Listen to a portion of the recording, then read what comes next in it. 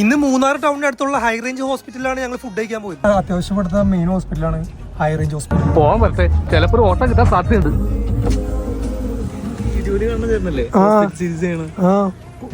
follower okay കേറണ്ടോ ഈ ഹോസ്പിറ്റലിലേക്ക്